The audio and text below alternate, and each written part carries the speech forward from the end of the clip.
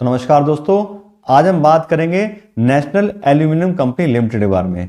Company India की दूसरी सबसे बड़ी एल्यूमिनियम बनाने की कंपनी है और ये कंपनी एक इंटीग्रेटेड कंपनी है, यानी रॉ मटेरियल से लेके फिनिश गुड तक सारे बनाने का काम करती है। सारी अपनी चीजें हैं और बहुत ही अच्छी कंपनी है, काफी अच्छा मार्केट शेयर करती है और लो कॉस्ट पे एल्यूमिनियम प्रोड्यूस करती है।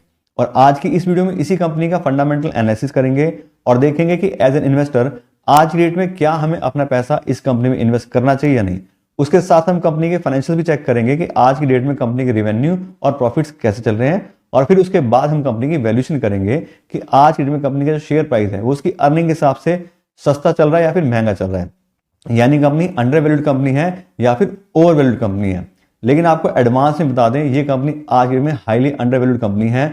बहुत ही सस्ते दामों पर इसके शेयर मिल रहे हैं, जबकि बहुत ही अच्छी कंपनी, काफी स्ट्रॉन्ग बिजनेस कंपनी का है। इसीलिए हम आज ये वीडियो बना रहे हैं। दूसरा आपको बता दें, हम लोगों ने अपना एक इनिशिएटिव स्टार्ट किया है वीडियोस ऑन डिमांड का। अगर आप भी चाहते हैं कि हम आपके हिसाब से किसी कंपनी का फंडामेंटल एनालिसिस करें तो उस कंपनी का नाम हमारे वीडियो के कमेंट बॉक्स में लिख सकते हैं और फिर जिस कंपनी के बारे में ज्यादा डिमांड आएगी उसका हम वीडियो बनाएंगे पहले और फिर बाकी धीरे धीरे और वीडियोस हम बना देंगे। तो इस तरह से आप इस इनिशिएटिव का फायदा भी हमारी वीडियोस के थ्रू ले सकते हैं। तो हम बात करते हैं अपनी कंपनी के बारे में। कंपनी को शॉर्ट फॉर्म बोलते हैं नेल्को। बात करें तो नेल्को का काम है, नेल्को एल्यूमिनियम और एल्यूमिनियम के प्रोडक्ट बनाती है। एल्यूमिनियम होता है एक तरीके से रॉ मटेरियल, उसके फिनिश गुड्स होते हैं एल्यूमिनियम। तो कंपनी रॉ मटेरियल लेके फिनिश गुड तक का सारा काम करती है। कंपनी की बात करें तो कंपनी एक नवरत्ना कंपनी है, सेंट्रल पब्लिक सेक्टर इंटरप्राइज की, यानी कि CPSE है, गवर्नमेंट की कंपनी है और मिनिस्ट्री ऑफ माइन के अंदर कंपनी काम करती है। दूसरी जन बात की थी, one of the largest integrated aluminium manufacturing company India की, सबसे बड़ी कंपनियों में से एक कंपनी है जो पूरी इंटीग्रेटेड कंपनी है। इंटीग्रेटेड का मतलब क्या है कि पूरे एंटायर वैल्यू चेन में प्रेजेंट है कंपनी सारी काम करती है। कौन कौन से काम कंपनी मेनली करती है एल्यूमिनियम के लिए? तो बॉक्साइट की माइनिंग करती है, पहले माइनिंग करके जो है बॉक्साइट निकालती है, फिर aluminium refining, aluminium refining company काम करती है, फिर एल्यूमिनियम स्मेल्टिंग करती है, पावर जनरेशन काम करती है और फिर डाउनस्ट्रीम प्रोडक्ट जो भी फाइनिश गुड बनाने होते हैं वो भी सारे कंपनी बनाती है। तो कुल मिला देखें तो सारे काम कंपनी खुद करती है। काफी अच्छी प्रॉफिटेबिलिटी और लो कॉस्ट कंपनी इसलिए मेंटेन कर पा रही है। और अब हम बात करते हैं कंपनी की मेन स्ट्रेंथ की। तो कंपनी की जो मेन स्ट्रेंथ है वो है captive high quality bauxite mine. Company में खुद की बॉक्साइट की हाई क्वालिटी माइंस है जहां से उसको 100% रिक्वायरमेंट पूरी होती है एल्यूमिनियम की।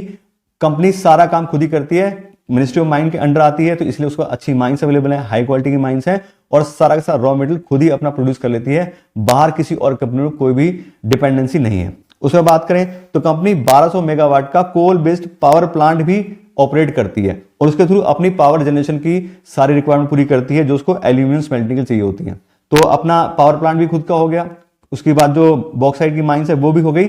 अभी जो फिलहाल है जो कोल चाहिए होता है, क्योंकि कोल बेस्ड पावर प्लांट है तो कंपनी को कोल चाहिए होता है उसको पावर जनरेशन के लिए, उसके लिए कंपनी ने दूसरी माइन के साथ में एग्रीमेंट किया है, फ्यूल परचेज एग्रीमेंट का। और अभी 85% रिक्वायरमेंट है वो बाहर से कंपनी कोयला खरीदती है, 15% अभी खुद का है, 85% बाहर से खरीदते हैं। लेकिन बात करें तो अभी एडिशन कैपेसिटी जो है कंपनी ने ऐड की है, उसकी जो कोल माइन है वो एक और कंपनी ने ऑपरेशन कर लिया 2023 के अंदर। तो एक कोल माइन 2023 में उसकी ऑपरेशन हो चुकी है और 2024 के अंदर एक और कोल माइन उसकी ऑपरेशन होने वाली है। तो 2 कोल माइंस हो जाएंगी और बॉक्साइट की रिक्वायरमेंट तो पहले ही अपनी माइन से पूरी हो रही है। तो जब ये दोनों माइंस कंपनी की ऑपरेशन हो जाएंगी तो 40% की कोल की जो रिक्वायरमेंट है पावर जनरेशन के लिए वो भी कंपनी खुद से कर लेगी और बाहर की जो कोल की सप्लाई ले रही है उसके ऊपर डिपेंडेंसी कम हो जाएगी। क्योंकि पिछले साल की बात करें तो काफी ज्यादा कोल के प्राइस हाई हो गए थे, उस वजह से काफी सारी जो कोल रिक्वायरमेंट वाली कंपनीज हैं उनके प्रॉफिट में काफी फर्क आया था, इस कंपनी के ऊपर भी फर्क आया था। तो अब कंपनी अपनी डिपेंडेंसी कम करेगी आउटसाइड मार्केट पे तो कंपनी की प्रॉफिटेबिलिटी भी काफी अच्छे से इंक्रीज हो जाएगी। और इसी वजह से बात करें सारे काम कंपनी खुद करती है, इसीलिए कंपनी लोएस्ट कॉस्ट प्रोड्यूसर में से एक कंपनी आती है। उसके बाद बात करें तो कंपनी की जो फैसिलिटीज हैं, जो यूनिट्स वगैरह कंपनी लगाई है, अपने प्लांट लगाए हैं, वो भी उनकी जो लोकेशन है वो काफी अच्छी है और जहां रॉ मटेरियल कंपनी का मिलता है ज्यादातर वहीं पे उनके प्लांट हैं। तो ऐसा भी नहीं कि उनको माल एक जगह से दूसरे ट्रांसफर करना पड़ता है और फ्राइट के चार्जेस उनको ज्यादा लगते हैं, तो वो भी कम है, इसलिए कंपनी काफी अच्छा प्रॉफिट मार्जिन मेंटेन कर पाती है। इसके अलावा हम बात करें कंपनी के प्रोडक्ट वाइज रेवेन्यू की, तो कंपनी जो एल्यूमिनियम बनाती है उससे कंपनी को 72% का रेवेन्यू आता है। तो मेनली कंपनी को एल्यूमिनियम से रेवेन्यू आता है। उसके अलावा कंपनी एल्यूमिना जो प्रोड्यूस करती है वो कुछ तो अपने लिए यूज कर लेती है जो उसको अपना raw material as a raw material चाहिए। उसके अलावा जो एक्स्ट्रा सप्लाई उसके पास होती है वो उसको मार्केट में बेच के, ओपन मार्केट में वहां से पैसा कमाती है और वहां से कंपनी को 28% का रेवेन्यू आता है। तो कंपनी एल्यूमिना भी बेचती है और एल्यूमिनियम भी बेचती है, दोनों चीजें बेचती है। उसके बाद में कंपनी का ज्योग्राफिकल रेवेन्यू ब्रेकअप, ठीक है, इंडिया से कितना बिजनेस आ रहा है और एक्सपोर्ट से कितना आ रहा है। तो कंपनी को डोमेस्टिक मार्केट से 55% रेवेन्यू आता है और एक्सपोर्ट से कंपनी को 45% आता है। तो बराबरी है लगभग। तो इंडिया में भी अच्छा बिजनेस है और एक्सपोर्ट भी काफी अच्छे से कंपनी कर रही है। बात करें कौन कौन सी कंट्रीज में अपना माल कंपनी एक्सपोर्ट करती है, तो उसमें चाइना है, Indonesia, Malaysia, Singapore, Oman, Qatar, UK, UAE, इस तरह की सारी कंट्रीज में कंपनी अपना माल भी एक्सपोर्ट करती है। तो दोनों जगह पे काफी अच्छी सेल है, इंडिया में भी और एक्सपोर्ट भी काफी अच्छे से कंपनी कर रही है। तो इस तरह से अगर हम कंपनी का ओवरऑल बिजनेस देखें तो मुझे तो कंपनी बहुत ही अच्छी लगी है बिजनेस वाइज। बात करें तो इंटीग्रेटेड कंपनी है, कंपनी में खुद की माइंस है बॉक्साइट निकालने के लिए, उसके अलावा जो उसको कोल की रिक्वायरमेंट होती है पावर जनरेशन के लिए, उसके लिए कोल माइंस अवेलेबल है, पावर जनरेशन के लिए पावर प्लांट भी अपना है और मिनिस्ट्री ऑफ माइंस में के अंडर कंपनी काम करती है। तो गवर्नमेंट ऑफ इंडिया का पूरा सपोर्ट है फाइनेंशियली भी और स्ट्रेटेजिकली भी। तो कुल मिलाकर देखें तो बहुत ही अच्छी कंपनी है, बिजनेस वाइज मुझे तो काफी स्ट्रॉन्ग कंपनी है लग रही है। तो अभी तक तो बात हुई कंपनी के बिजनेस प्रोफाइल के बारे में और कंपनी की मार्केट पोजीशन के बारे में। अब हम बात करते हैं कंपनी के फाइनेंशियल्स के बारे में कि आज की डेट में कंपनी के रेवेन्यू और प्रॉफिट्स कैसे चल रहे हैं। और किसी भी कंपनी का फाइनेंशियल एनालिसिस करने के लिए मैं पिछले 5 साल का डेटा यूज करता हूं जिससे कंपनी के बारे में अच्छे से नॉलेज मिल सके। और यहाँ पे देखें कंपनी के पिछले 5 साल का डेटा। तो सबसे पहला पैरामीटर चेक करते हैं कंपनी का रेवेन्यू। 2019 में कंपनी के रेवेन्यू थे 11,500 करोड़ के आसपास, जो कि काफी अच्छे से बढ़ के अब 14,255 करोड़ रुपए हो गए हैं। 2020 और 2021 में कंपनी के रेवेन्यू कम हुए थे क्योंकि वो कोविड का सीजन था, तो सारी कंपनीज बंद हुई थी, तो इसके ऊपर भी सेम ही इफेक्ट आया है। तो साफ देखें तो कंपनी ने 8% के CAGR से ग्रोथ दिखाई है। तो बहुत ज्यादा एक्सट्राऑर्डिनरी ग्रोथ तो नहीं है, लेकिन फिर भी काफी अच्छी ग्रोथ कंपनी ने अपने रेवेन्यू में पिछले 5 साल में दिखाई है। उसके बाद करें कंपनी के ऑपरेटिंग प्रॉफिट मार्जिन की, तो यहाँ पे देखें तो 2019 में कंपनी से ऑपरेटिंग प्रॉफिट आ रहा था 25% का, फिर 2020 में 6% हो गया क्योंकि कोरोना का इफेक्ट था, तो इसकी इतनी कोई टेंशन लेने की जरूरत नहीं है। फिर 2021 में 20% वापस हो गया, 2022 में काफी अच्छा रहा 32% और 2023 में बात करें तो 17% फिर से आ गया। अब ये जो 17% है इसके लिए हम आपको बता दें, ये जो 17% 2023 में आया है तो 2023 के अंदर कोल की काफी शॉर्टेज हुई है और कोल के जो प्राइस है वो भी एक्स्ट्रा ऑर्डिनरी इंक्रीज हो गए थे। तो जब मेन उसको पावर सप्लाई के लिए बात की थी, अपना प्लांट चलाने के लिए कोयला चाहिए, तो अगर कोयला उसको बाहर से 85% इंपोर्ट करना मतलब लेना पड़ रहा है, बाहर से खरीदना पड़ रहा है दूसरी कंपनी से, तो अगर कोल के प्राइस इंक्रीज होंगे तो बट ऑब्वियसली उनकी इनपुट कॉस्ट बढ़ेगी। इसी वजह से देखें तो ये जो प्रॉफिट मार्जिन है ये 2023 में कंपनी का कम हुआ है। लेकिन बात करें तो दोनों रीजनेबल है कि 2020 में कम क्यों मार्जिन आया और 2023 में कम क्यों आया। तो ये एक्स्ट्रा ऑर्डिनरी चीजें, बार बार ऐसा नहीं होता कि कोविड आएगा या कोल के प्राइस एकदम से ऐसे होंगे। अदरवाइज बात करें तो कंपनी काफी अच्छी कॉस्ट एफिशिएंट कंपनी है, काफी अच्छा मार्जिन कंपनी अपने सेक्टर के हिसाब से होल्ड करती है। उसके बाद करें अगले पैरामीटर की, तो आगे हम कंपनी का नेट प्रॉफिट चेक करते हैं। यहां पर देखें तो 1732 करोड़ रुपए का 2019 में था, फिर 1300 करोड़ रुपए 2021, उसके बाद में 2022 में काफी अच्छे से इंप्रूवमेंट होगी 3000 करोड़ की, और 2023 की बात करें तो फिर 1545 करोड़ रुपए। 2023 के हमने आपको बता दिया क्या रीजन था, क्योंकि कंपनी के मार्जिन ही कम हुए तो नेट प्रॉफिट भी कम हो गया। तो इतनी कोई वो बात नहीं है कि कंपनी के बिजनेस में कोई ज्यादा दिक्कत आई है। सेल कंपनी की सही है, लेकिन प्रॉफिट मार्जिन उसके कोल सप्लाई के जो रेट है उसके काफी ज्यादा इंक्रीज हुए, उस वजह से प्रॉफिट भी थोड़ा सा यहाँ पे कम दिखाई दे रहा है। उसके बाद बात करें कंपनी के फ्री कैश फ्लो की, तो यहां देखें तो 2019 में काफी अच्छा कंपनी का फ्री कैश फ्लो था, उसके बाद 2020 में नेगेटिव गया, उसका रीजन वही कोविड की वजह से। फिर 2021 में थोड़ा अच्छे से इंप्रूवमेंट हुआ, 2022 में काफी अच्छा रहा और 2023 में फिर नेगेटिव चला गया। अब 2023 में जो नेगेटिव गया है और 2020 में जो नेगेटिव गया है उसका एक तो रीजन वही है कंपनी का इनकम में प्रॉब्लम आई, दूसरा साथ साथ देखें तो dividend pay out percentage, company ने 2020 में भी 200% का यहाँ पे डिविडेंड पेमेंट करा है और 2023 में कंपनी ने 54% का डिविडेंड पेमेंट करा है। इसका मतलब क्या है कि जब कंपनी डिविडेंड देती है तो उसको बटोबे से कैश पेमेंट करनी है अपने इन्वेस्टर को, तो जब कंपनी के पास कैश अवेलेबल है उसी में से करेगी, तो मेनली उस वजह से यहाँ पे देखें तो कंपनी का ये नेगेटिव फ्री कैश फ्लो आया है। अदरवाइज जो नॉर्मल ईयर जो उसके बिजनेस ईयर थे 2019 हो गया, 21 हो गया, 22 हो गया, वहां पे कंपनी फ्री कैश फ्लो अच्छे से होल्ड करती है। तो फ्री कैश फ्लो वाइज देखें तो ठीक कंपनी है, क्योंकि बार बार बात करें कि 2020 और 2023 में कंपनी को प्रॉब्लम आई है, इस वजह से थोड़े थोड़े मार्जिन में उसकी दिक्कत आई है। अदरवाइज देखें तो कंपनी काफी अच्छे से अपना बिजनेस करती है। और अगर हम डिविडेंड पे आउट परसेंट के हिसाब से देखें तो पिछले 5 साल से लगातार हर साल कंपनी ने डिविडेंड पेमेंट दिया है और काफी अच्छा एवरेज की बात करें तो 50% के आसपास कंपनी की एवरेज है जो हर साल कंपनी डिविडेंड पेमेंट करती है। तो डिविडेंड पेमेंट करने वाली अच्छी कंपनी है। जो लोग ऐसी कंपनी में इन्वेस्ट करना चाह रहे हैं कि हर साल उन्हें डिविडेंड मिलता रहे, थोड़ा पैसा मिलता रहे, तो उस हिसाब से देखें तो उनके लिए भी अच्छी कंपनी है। इसके बात करें अगले पैरामीटर की, तो अगला हमारा parameter debt by equity ratio. और डेट बाय इक्विटी रेशियो में ये पता लगता है कंपनी ने खुद का कितना पैसा इन्वेस्ट किया अपने बिजनेस में और लोन लेके कितना बिजनेस कर रही है। क्योंकि कोई भी कंपनी अगर ज्यादा लोन होल्ड करती है तो उतना ज्यादा इंटरेस्ट का बर्डन आता है और वो कंपनी एक रिस्की कंपनी बन जाती है, क्योंकि अगर टाइमली इंटरेस्ट पेमेंट नहीं होगा तो कंपनी प्रॉब्लम आ सकती है। लेकिन बात करें नेशनल एल्यूमिनियम लिमिटेड कंपनी की, तो इसके पास में कोई भी डेट नहीं है। कंपनी का डेट बाय इक्विटी आ रहा है 0.01, तो कंपनी कोई भी डेट होल्ड नहीं करती, कोई इंटरेस्ट का बर्डन नहीं है, कोई पैसे वापस करने की टेंशन नहीं है। तो बात करें तो कैपिटल स्ट्रक्चर काफी अच्छा है कंपनी का। उसके बाद करें रिटर्न ऑन इक्विटी की। रिटर्न ऑन इक्विटी से हमें यह पता लगता है कि जो इन्वेस्टर अपना पैसा कंपनी से इन्वेस्ट कर रहे हैं, उनके पैसों पर कितने अच्छे से कंपनी रिटर्न जनरेट कर पा रही है। और 15% या उससे ज्यादा किसी भी कंपनी का रिटर्न इक्विटी होता है तो काफी अच्छी कंपनी माना जाता है कि कंपनी अपने इन्वेस्टर के पैसे को काफी अच्छे से यूज कर रही है। और यहाँ देखिए इस कंपनी का रिटर्न इक्विटी तो ये आ रहा है 12% का लास्ट ईयर का। अब लास्ट ईयर की वही बात है, लास्ट ईयर मतलब 2023 में कंपनी प्रॉफिट मार्जिन कम हुए हैं, तो रिटर्न इक्विटी भी थोड़ा सा कम दिखाई दे रहा है। और बात करें पिछले 5 साल के एवरेज की, तो वो कंपनी ठीक है, 5 साल की एवरेज आ रही है 14% की, तो 15% के आसपास ही होगी, ज्यादा फर्क नहीं है।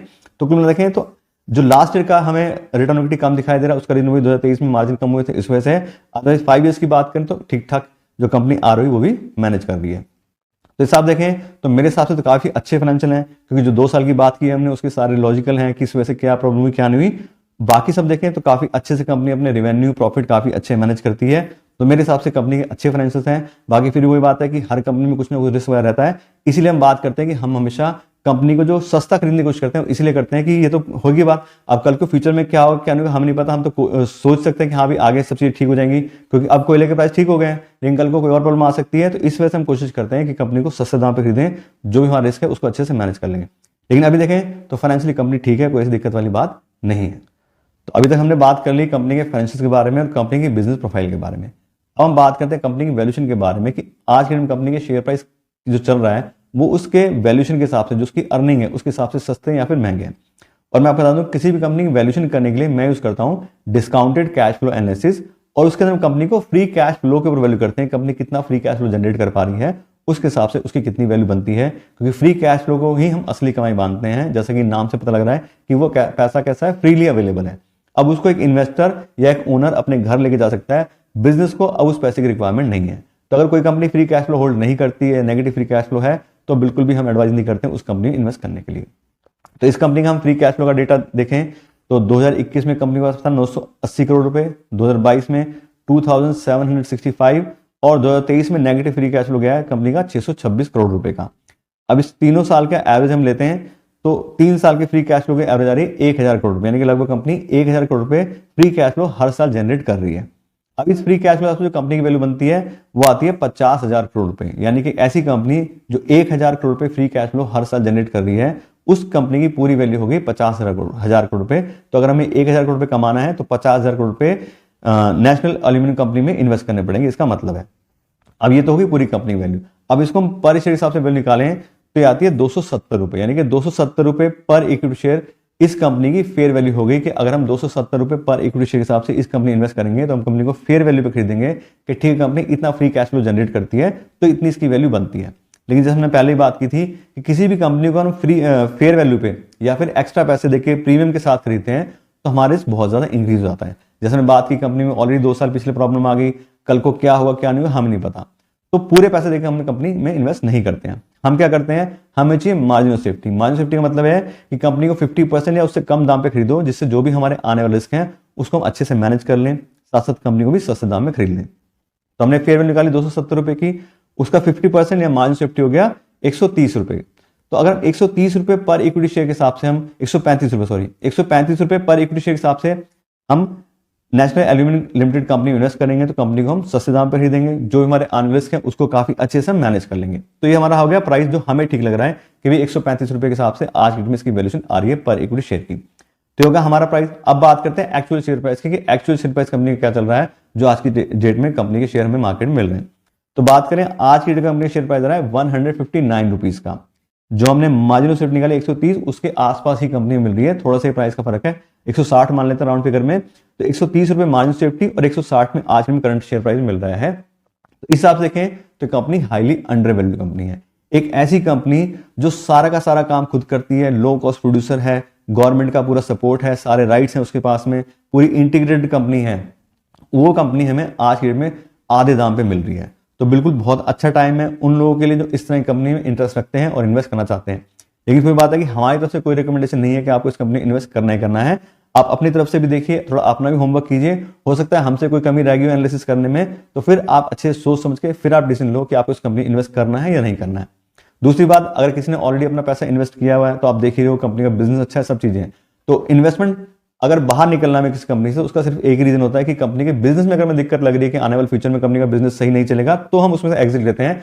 और उसका शेयर प्राइस कम हो जाए ज्यादा हो जाए उससे कोई मतलब नहीं है, शेयर प्राइस तो अपने आप जो है ओके हो जाता है, प्रॉफिट के साथ साथ बढ़ता रहता है। और प्रॉफिट घटेगा, सेल्स घटेगी तो जरूर कंपनी प्रॉब्लम आती है। तो इन्वेस्टमेंट डिसीजन के लिए जो है एग्जिट में कोई मतलब नहीं है। अगर आपने इन्वेस्ट किया है तो बिल्कुल इन्वेस्टेड रहिए, और अगर आप और पैसा लगाना चाहते हैं तो उसके लिए भी आप सोच सकते हैं। तो इससे बात करें तो आपको कुल मिला के कंपनी के बारे में डिटेल नॉलेज दे दी है। आशा करते हैं आपको वीडियो अच्छी लगी होगी। अगर आपको वीडियो अच्छी लगी हो तो उसको लाइक और शेयर जरूर कीजिएगा, और साथ साथ मेरे चैनल को सब्सक्राइब कर लीजिएगा। Thank you so much.